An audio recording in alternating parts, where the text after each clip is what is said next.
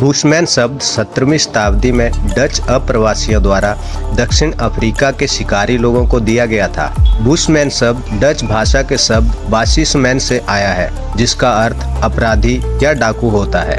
Bushman जनजाति विश्व की एक प्रमुख और बेहद प्राचीन जनजातियों में से एक है, जो दक्षिण अफ्रीका के इलाकों में निवास करती है। बुशमैन जनजाति मुख्य रूप से केवल अंगोला और नामीबिया तथा दक्षिण पश्चिम अफ्रीका के उपोष्ण घास के मैदानी भागों तक सीमित निवास करती है। दक्षिण अफ्रीका के निवासी सैन पारंपरिक रूप से आखेटक संग्राहक लोग हैं, जो 30 से 100 व्यक्तियों के छोटे दलों में रहते हैं। बुशमैन लोग नाटे कद के होते हैं। इनके मोटे होठ बाहर निकले होते हैं, किंतु इनके जबड़े बाहर की ओर निकले हुए नहीं होते हैं। आंखें चौड़ी होती हैं, जो नीग्रो जाति के मुख्य लक्षण है। इनके बाल बिखरे और लहरदार होते हैं।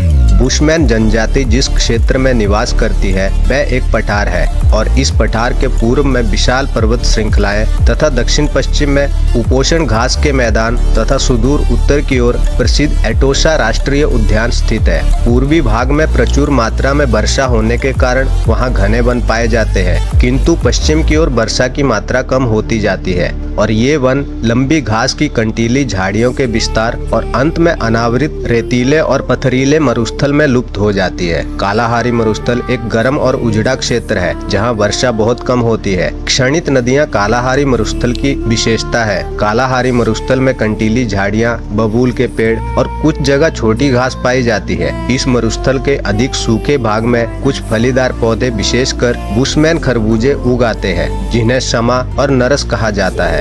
बुशमैन जनजाति मुख्य रूप से एक शिकारी और संग्राहक जनजाति है, और इनके लिए पौधों के संग्रहण की अपेक्षा शिकार अधिक महत्वपूर्ण है। शिकार के लिए ये लोग जहर लगे बाणों का इस्तेमाल करते हैं। शिकार के लिए ये लोग कई तरीकों को अपनाते हैं, जैसे कि जानवरों की बोली निकालकर जानवरों को गुमराह करना, जानवरों को दलदल में फंसाना, विष लगे बाणों से शिकार पर हमला करना, जाल लगाकर उसमें शिकार को फंसाना आदि। बुशमैन लोग जानवरों के अंगों का उपयोग अलग अलग कामों के लिए करते हैं, जैसे कि अस्थि का उपयोग बाणों में शाफ्ट बनाने तथा आंत का उपयोग धनुष की डोरी के रूप में किया जाता है। शुतुरमुर्ग अथवा जिराफ की टांगों की अस्थियों को तीर के लिए बढ़िया नोक तैयार की जाती है। हिरण की खाल का इस्तेमाल वस्त्र और थैले बनाने में किया जाता है। जलवायु की प्रतिकूल दशाओं के कारण ये लोग ना तो कृषक है और ना ही पशुपालक, अतः प्रत्येक परिवार अपना भोजन स्वयं प्राप्त करता है। बुशमैन सर्वभक्षी होते हैं और कंदमूल, बेर, कीड़े और छोटे शिकार जैसे कछुआ, दीमक, मेंढक, हिरण,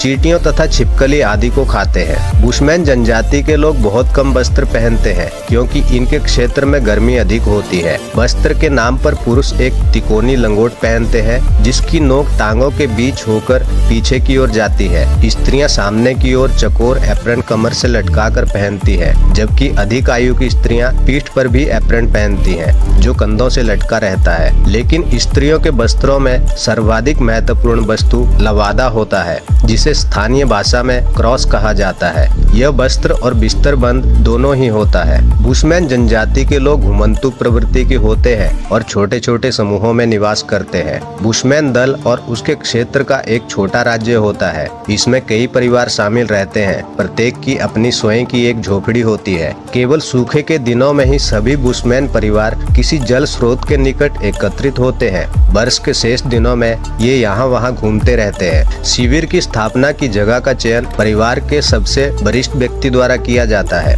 बुशमैन जनजाति में अधिकांश विवाह एक विवाह ही होते हैं, हालांकि यहाँ बहु विवाह प्रचलित है। अकाल के समय बुशमैन महिलाएं गर्भ धारण करना बंद कर देती है। ये लोग शिकार किए जाने वाले पशुओं की मादा और अल्पवयस्कों को हानि न पहुँचाने का ध्यान रखते हैं। बुशमैन लोग गुफाओं और पहाड़ी आश्रय स्थलों की दीवारों पर सुंदर चित्रकारी करते हैं। तो दोस्तों, ये थी बुशमैन जनजाति के बारे में कुछ रोचक जानकारी।